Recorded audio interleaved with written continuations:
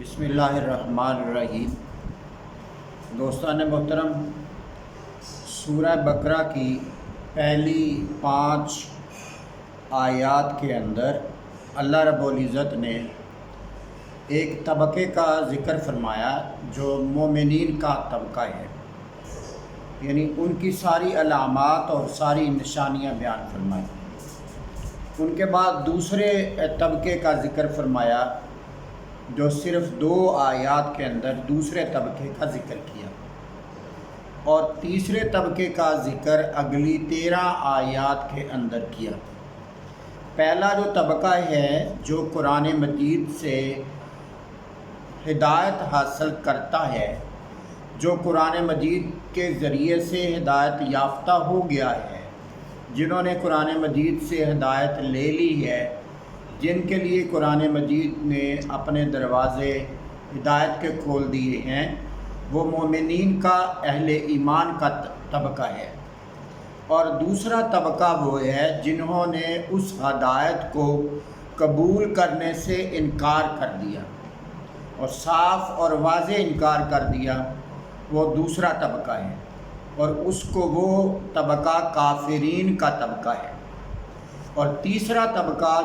جس کا ذکر اللہ پاک نے سورہ بقرہ کی اگلی آیات میں انشاءاللہ ہم اس پر بات کریں گے، بیان فرمایا، وہ منافقین کا طبقہ ہے۔ وہ تیسرا طبقہ وہ طبقہ ہے جنہوں نے زبان سے تو اللہ کی توحید کا، رسالت رسول پاک کا، قیامت کے آنے کا، غیب پر ایمان کا، جتنی علامات ایمان والوں کی اللہ رب العزت نے بیان کی ہیں، وہ ساری ظاہراً تو انہوں نے اپنا لی، لیکن اندر سے وہ کافر رہے، مسلمانوں کو دھوکہ دینے کی کوشش کرتے رہے۔ تو اللہ پاک نے ان منافقین کا 13 آیات کے اندر ذکر فرمایا۔ پہلی 5 آیات کے اندر مومنین کا، اگلی 2 آیات کے اندر کافرین کا، اور 13 آیات کے اندر منافقین کا ذکر فرمایا۔ منافقین کا ذکر اللہ پاک نے سب سے زیادہ کھول کر اور واضح کر کے فرمایا، کیونکہ وہ چھپے ہوئے دشمن ہیں۔ ان کو کھولنے اور ان کو واضح کرنے، ان کا کریکٹر بیان کرنے کی زیادہ ضرورت تھی، اس لیے اللہ پاک نے ان کا ذکر تفصیل کے ساتھ بیان فرمایا۔ اور آگے پھر اور بہت ساری جگہوں پہ اللہ پاک نے ان کا ذکر کیا، لیکن ہم صرف سورہ بقرہ کو ترتیب کے ساتھ آگے لے کر چلیں گے انشاءاللہ۔ تو اللہ پاک نے کافرین کی، کافروں کی علامات بیان کی، فرمایا ان الذین کفروا سواء علیہم انذرتہم ام لم تنذرہم لا یؤمنون۔ فرمایا بے شک جنہوں نے کفر اختیار کر لیا، یعنی جنہوں نے فیصلہ کر لیا کہ ہم محمد صلی اللہ علیہ وسلم پر ایمان نہیں لائیں گے، حضور تاجدار کائنات صلی اللہ علیہ وسلم کو جان کر کہ یہ اللہ کے نبی ہیں، پہچان کر بھی حضور تاجدار کائنات صلی اللہ علیہ وسلم کی بات کو ماننے سے انکار کر دیا، وہ طبقہ کافر ہوا۔ اور فرمایا میرے محبوب صلی اللہ علیہ وسلم، اب ان کی حالت یہ ہو چکی ہے، ان کے اندر کفر اتنا پکا اور پختہ ہو چکا ہے کہ اب ان کو سمجھایا جائے یا نہ سمجھایا جائے، ان پر کوئی اثر نہیں ہوگا۔ ان الذین کفروا سواء علیہم، ان پر کوئی اثر نہیں ہوگا۔ انذرتہم، آپ انہیں ڈرائیں، ام لم تنذرہم لا یؤمنون، یا آپ انہیں نہ ڈرائیں، وہ ایمان نہیں لائیں گے۔ تو اس طرح وہ لوگ جنہوں نے اپنے اندر کفر کو پکا کر لیا، جنہوں نے یہ تہیہ اور یہ ارادہ کر لیا کہ ہم نے اسلام کو اور محمد صلی اللہ علیہ وسلم کی بات کو کسی صورت بھی قبول نہیں کرنا، اللہ رب العزت فرما رہا ہے کہ اب یہ اتنے پکے ہو گئے ہیں، ان کے اندر کی حالت کفر پر اتنی مضبوط ہو گئی ہے کہ ان پر تبلیغ، واعظ، نصیحت، ڈرانا، خوشخبری دینا، یہ ساری چیزیں کچھ بھی اثر انداز نہیں ہوگا۔ تو پتہ یہ چلا کہ بعض اوقات بعض لوگوں کی، بعض انسانوں کی نیچر اور فطرت ایسی ہو جاتی ہے کہ وہ جس بات پر جم جاتے ہیں اسی پر جمے رہتے ہیں اور کسی صورت بھی ادھر ادھر دیکھنے کے لیے تیار نہیں ہوتے۔ اس میں یہ نہیں ہے کہ اللہ رب العزت نے ان کے مقدر میں کفر لکھا ہوا تھا، ایسا نہیں ہے۔ اللہ رب العزت کی ذات کبھی کسی سے ظلم نہیں کرتی۔ اللہ رب العزت نے ان کے سامنے رستہ رکھ دیا، یہ رستہ میری طرف جاتا ہے، یہ رستہ جہنم کی طرف جاتا ہے، یہ رستہ اگر تم مجھے مان لو گے، میرے محبوب پر ایمان لے آؤ گے تو تمہیں یہ انعام ملیں گے۔ واضح چیزیں کر کے بیان کر دی، اور انہوں نے بھی پھر حضور نبی کریم صلی اللہ علیہ وسلم کے ہاتھوں سے ڈوبا ہوا سورج واپس پلٹتا دیکھا، پھر بھی ایمان لانے سے انکار کر دیا۔ چاند کے 2 ٹکڑے ہوتے ہوئے دیکھے، پھر بھی ایمان لانے سے انکار کر دیا۔ درختوں کو جڑوں سمیت حضور تاجدار کائنات صلی اللہ علیہ وسلم کی بارگاہ میں پیش ہوتے ہوئے دیکھا، پھر بھی انکار کر دیا۔ پتھروں کو کلمہ پڑھتے ہوئے دیکھا، پھر بھی انکار کر دیا۔ جانوروں کو تاجدار کائنات کے سامنے جھکتے ہوئے اور سجدے کی حالت بناتے ہوئے دیکھا، پھر بھی انکار کر دیا۔ جانوروں کو زبان حال سے بول کر تاجدار کائنات صلی اللہ علیہ وسلم کی نبوت کا اقرار کرتے ہوئے اور تصدیق کرتے ہوئے دیکھا، مگر سارا کچھ دیکھ کر، ساری واضح نشانیاں دیکھ کر پھر بھی انکار کر دیا۔ اور قرآن مجید کے اندر جا بجا اللہ رب العزت کی توحید کی علامات، پہچان اور نشانیاں مختلف انداز سے اللہ پاک نے ان کو سمجھانے کے لیے بیان کی، اور تاجدار کائنات صلی اللہ علیہ وسلم نے بیان فرمائی احادیث کے اندر، ان کے تمام سوالات کے جواب دیے، ان کو ہر طرح ان کے ذہن کو، ان کے مائنڈ کو کلیئر کیا، مگر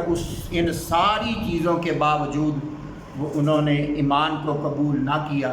تو پھر ان کے مقدر میں اللہ پاک نے، جب انہوں نے خود اپنا مقدر یہ چن لیا، تو تب اللہ پاک نے فرمایا اب یہ اس سٹیج پر پہنچ گئے ہیں کہ اب یہ کبھی بھی ایمان نہیں لائیں گے۔ آپ میرے محبوب ان کے لیے پریشان نہ ہوں، جو آپ جتنا دیر چاہیں سمجھائیں، اب ان کی حالت یہ ہو چکی ہے کہ یہ ایمان کی طرف نہیں آئیں گے۔ اور جب انہوں نے سب کچھ جان بوجھ کر اللہ کو ماننے سے، آخرت کو ماننے سے، اور قیامت کو ماننے سے، اور حساب و کتاب کو ماننے سے، ایمان کو اپنانے سے انکار کر دیا، تو پھر اللہ پاک فرماتا ہے ختم اللہ علی قلوبہم، اللہ پاک نے ان کے دلوں پر مہر لگا دی، وعلی سمعہم، اور ان کے کانوں پر مہر لگا دی۔ یعنی جن چیزوں سے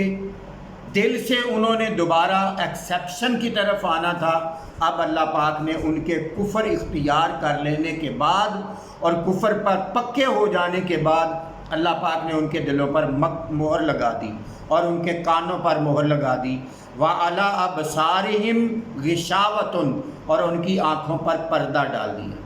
یہ قرآن مجید ہے، اللہ پاک فرما رہا ہے کہ ہم نے پھر ایسا کر دیا۔ وَلَهُمْ عَذَابٌ عَلِيمٌ عظیم، اور یہ ان کے لیے بہت بڑا عذاب ہے۔ یہ اللہ پاک نے کیوں کیا؟ جب انہوں نے وہ پکے ہو گئے کہ ہم نے اسلام کو قبول کرنا ہی نہیں ہے، میرے حضور نبی کریم صلی اللہ علیہ وسلم کی بات کو ماننا ہی نہیں ہے، اللہ کو ماننا ہی نہیں ہے، جب وہ دل و جان سے، اندر سے، دل سے اس بات پر پکے ہو گئے، تو اللہ پاک نے پھر ان کے پکے ہو جانے کی وجہ سے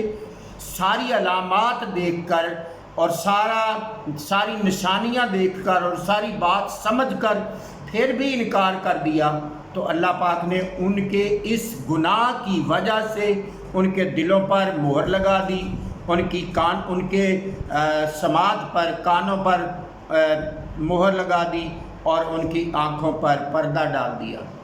صرف اور یہ بطور عذاب اللہ پاک نے ان کو بطور سزا کیا کہ وہ پھر دوبارہ کبھی ایمان کی طرف نہیں آ سکتے، اور ان کے لیے جب ایمان کی طرف نہیں آئیں گے تو الٹیمیٹلی ان کو سزا جہنم کی دی جائے گی۔ تو دوستان محترم، آج اتنی بات ہی ختم کرتے ہیں کہ ایمان کی بنیاد تاجدار کائنات صلی اللہ علیہ وسلم کی ذات اقدس ہے۔ جس طرح ایمان کی بنیاد تاجدار کائنات کی ذات اقدس ہے، اسی طرح کفر کی بنیاد بھی حضور نبی کریم صلی اللہ علیہ وسلم کی نبوت کا اصلاً انکار ہے۔